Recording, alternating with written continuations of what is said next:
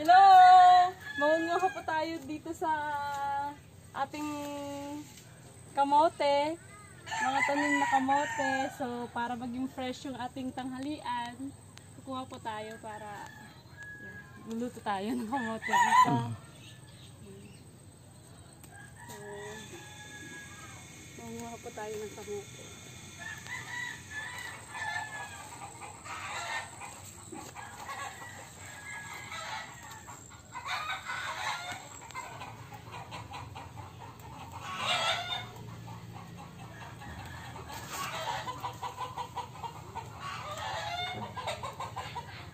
Tama na siguro to. Hi! Good morning! Ang lulutuin po natin ngayon, for lunch, adobong chicken. Instead na suka yung gagamitin natin, ang gagamitin natin ay kalamansi. So, yun, natutunan ko sa aking biyanan na lalaki na kalamansi yung ginagamit. Let's try and let's start. Ang gagawin po natin, ang ginagawa ko kasi, iluluto ko muna pakukuluan ko na muna yung chicken para ho masarap yung pagkakalambot. Yan. So, ganyan muna yung ginagawa ko, tapos ilalaga ko siya ng konting luya. Tapos laurel, ilalagay ko na po yung laurel. And then, lalagyan ko po siya ng paminta.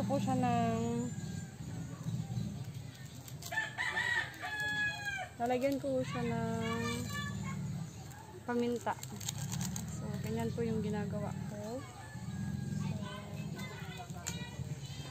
So, dalawang plastic po ng paminta. I think tig-2 lang to. So, yun. Lalagyan ko na po siya ng water.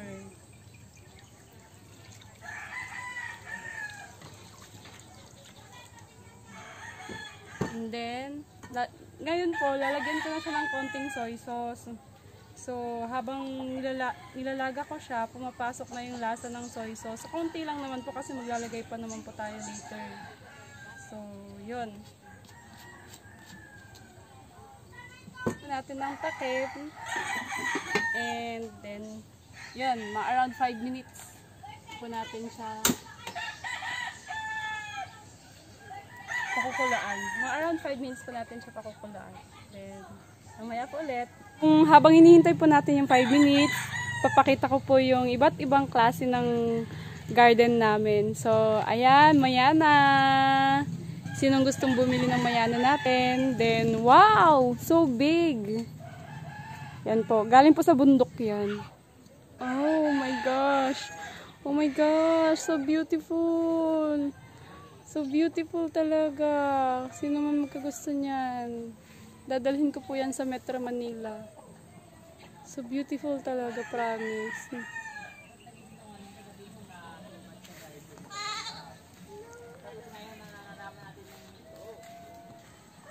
So, after a few minutes, i-check po natin para balik ta rin.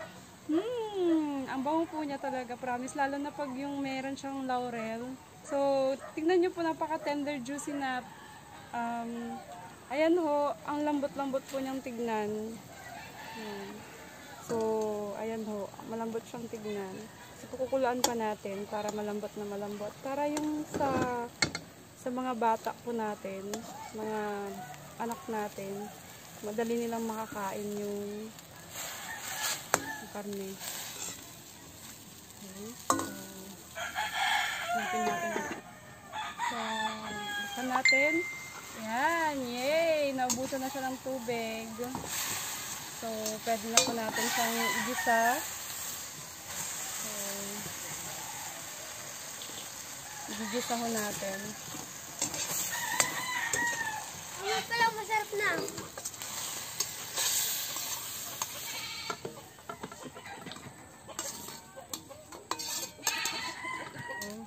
Nalagay po natin, igigisa po natin. This time, igigisa po natin siya para ho maganda yung pagkaka-adobo po natin.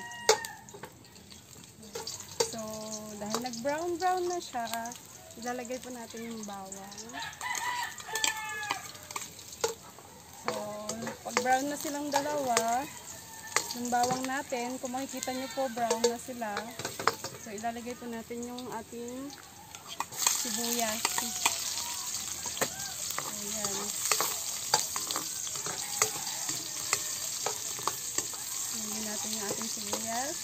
Then, hindi ko siya nilulutong sobra. Kasi yung sibuyas, ayoko siyang sobrang mangitim. So, ilalagay ko na ho yung ating chicken. And then, lalagyan ko po siya ng soy sauce. Konting-konting soy sauce lang po. Ayan. Tansyado ko na lang. Mamaya pa natin ilalagay yung ating kalamansi. This time, after a few minutes, bubuksan po natin siya kung pwede nang lagyan ng kalamansi. So, wow! Mabango siya. Yun ho. Medyo hinaan ko po yung so, yan po yung ating adobo.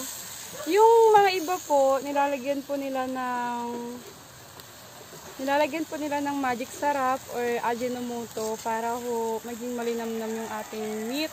Pero this time, wala po kami ilalagay kasi yung husband ko nagda-dialysis. So, ganyan lang po talaga siya. And then, lalagyan po natin ng kalamansi.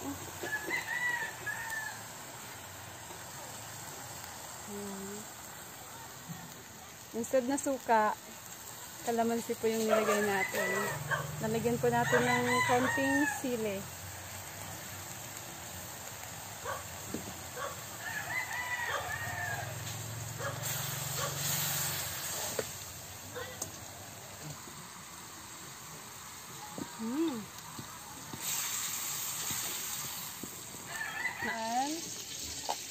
Medyo mainit ho dito sa ating lugar na.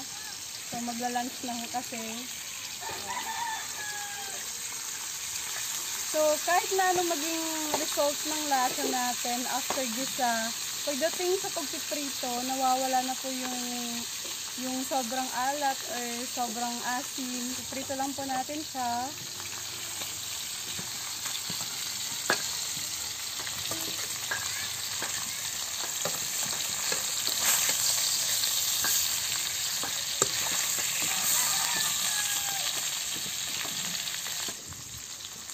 Tapos po ilalagay natin sa ibabaw yung konting lasa niya kanina. So, naging fried na siya.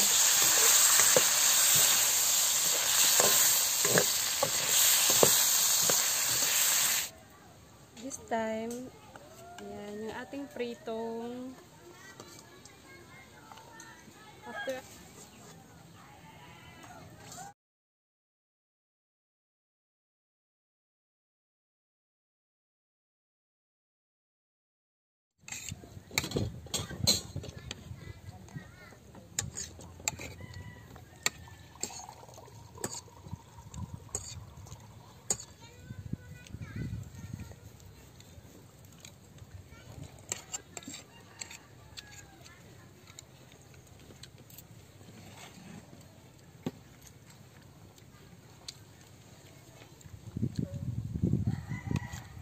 sarap ang hangin doon.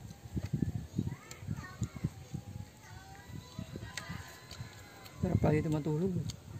ang sarap no? Ang pagkakaluto. Ang sarap dyan na.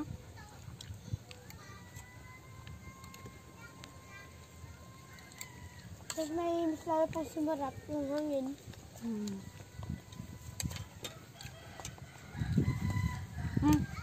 Talong. Ay, alam ko gusto mo yun. Ano yun? Yun yung ano. Bisa lang. Yung ano may luya, masarap. Yung luya, masarap na yun. Kaya mga ganay. Ano ka? Ata na ni kamuti sila. Oh. Yun na. Ada bugog Masarap yan. Ang tawang bugog niya. Ano, papalangan? Ito yan. Iyan ang kan. Hindi. Baka ang tubig ko.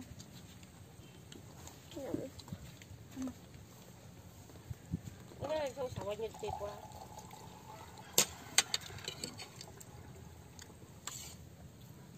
Yun o, yung ano. Gusto mo yun eh. Doon! Yung luya. Yung kaya, madi mo na lang say. Sila, kailangan mo tas kini, kaya kung tugab na madalaan. Or ikabil mo lang dilabay mo. Sama na mantika nga ron. Namantika garod. Ang pwede yung gold imantika.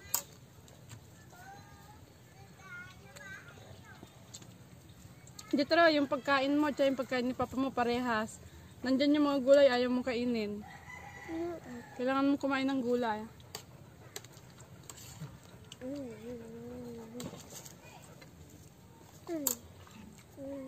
Bakit, Deb? Sa tulog na ako. Mahiga ako.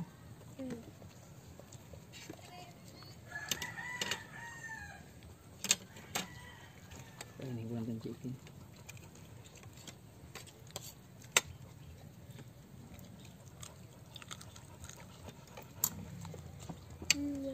Nag-alawawat sa laot. Ba't di? Ba't na? Hindi ko ba ibibigay ko ba sa'yo? Ilabay mo yung patrone. Ay, kumasunod ko yung kumagabisikol ng gataan.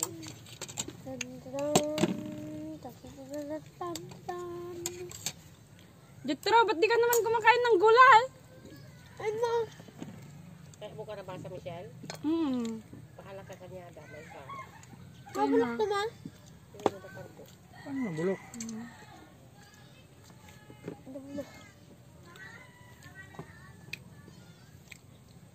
Kain.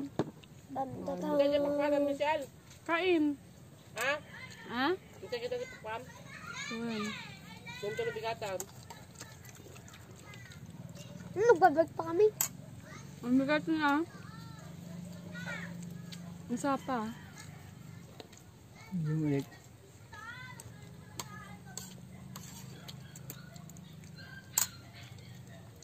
Hindi ko bagay. Mas bagay ko yung ganyan. Para parang ano. Parang naiiyak ka na. Tay, kanin pa. Ako. Tama na yun tayo. Sinta ka lang dito, Jeffrey. Sakto lang yung ginahin mo. Kasi di naman yung nagibila. Gulay.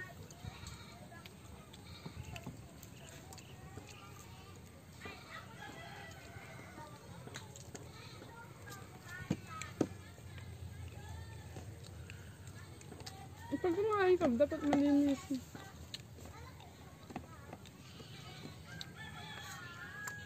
Lagay mo dyan sa gilid-gilid. Kaya mo ti kaso may kabi di bala mo ti Michelle, yung balay ka. At ang may aso magabay, bakti lang aso. Oh. Nakla ko da? May tambag. Mabilit ng aso. Mm. Malit lang ah. Ang tuta.